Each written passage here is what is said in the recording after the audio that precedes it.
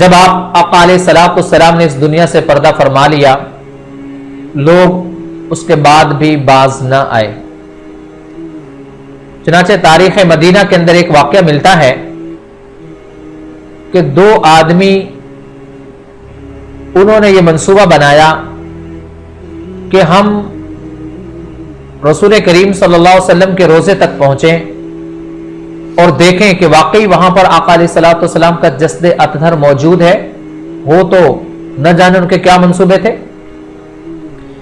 اس کے لیے وہ مدینہ گئے اور کچھ فاصلے پر انہوں نے مکان لے لیا، رہائش اختیار کر لی، اپنی وضاقتہ حیت و کیفیت مسلمانوں والی بنا لی، نماز روزے کے پابند بن گئے، تسبیحات کرتے، بہت سارے لوگ ان کے معتقد بھی ہو گئے۔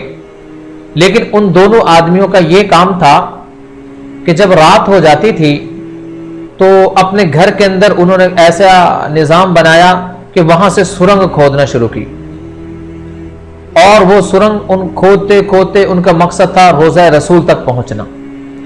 کھود رہے تھے، ہر روز رات کو کھودتے اور جو مٹی نکلتی راتوں رات اس کو باہر جا کے ٹھکانے لگا دیتے اور اس کے بعد اس جگہ کو ڈھانپ دیتے تھے۔ لوگوں کو پتہ ہی نہیں تھا، یوں سلسلہ چلتا رہا۔ اس وقت کے جو بادشاہ تھا، کہا جاتا ہے سلطان نور الدین زنگی، اس وقت یہ بادشاہ تھے۔ ان کو خواب کے اندر آقا علیہ الصلوۃ والسلام کی زیارت ہوئی۔ آپ علیہ الصلوۃ والسلام نے فرمایا کہ آپ کی حکومت کے اندر یہ کچھ ہو رہا ہے کہ لوگ مجھے تکلیف پہنچا رہے ہیں، میرے شہر کے اندر آ کر مجھے تکلیف پہنچا رہے ہیں۔ اور خواب کے اندر ان دونوں آدمیوں کی شکل و صورت بھی سلطان نور الدین زنگی ان کو دکھا دی گئی۔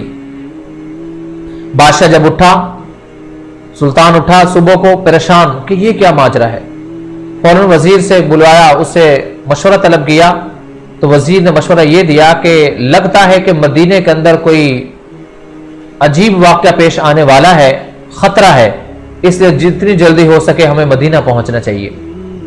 چنانچہ سلطان اور اس کے وزیر اور کچھ فوج مدینہ پہنچے تو وہاں پر پہنچ کر بادشاہ نے سب سے پہلا کام یہ کیا کہ اہل مدینہ کی دعوت کی۔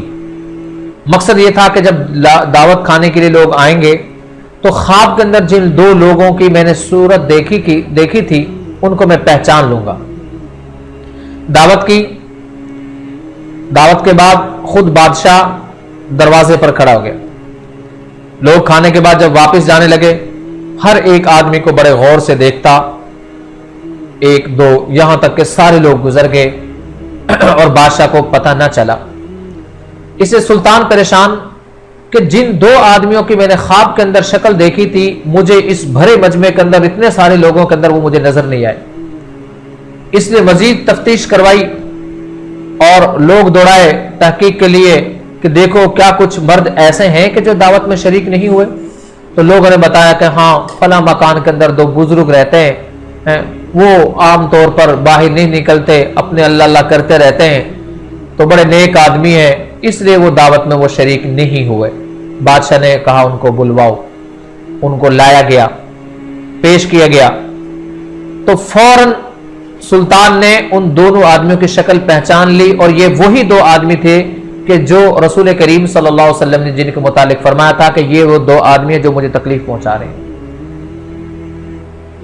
بادشاہ نے سختی کی، اولاً تو انہوں نے انکار کیا، کئی بار انکار کیا۔ جب خوب سختی ہوئی تو پھر انہوں نے بتایا کہ ہمارا یہ کام ہے کہ ہم نے ایک سرنگ کھود رہے ہیں روضہ رسول تک پہنچنے کے لیے، اور انہوں نے وہ سرنگ اتنی کھود لی تھی کہ بالکل روضے تک پہنچ گئے، حتیٰ کہ آقا علیہ الصلوۃ والسلام کے قدم مبارک بھی نظر آ رہے تھے، یہاں تک انہوں نے سرنگ کھود لی تھی۔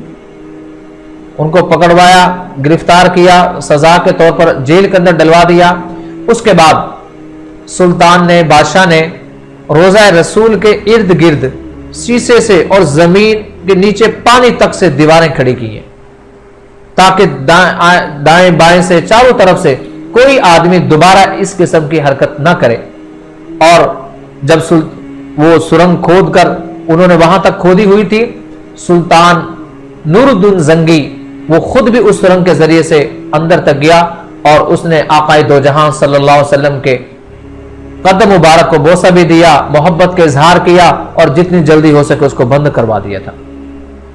یہ وہ لوگ دو تھے کہ جنہوں نے یہ غلط حرکت کی تھی۔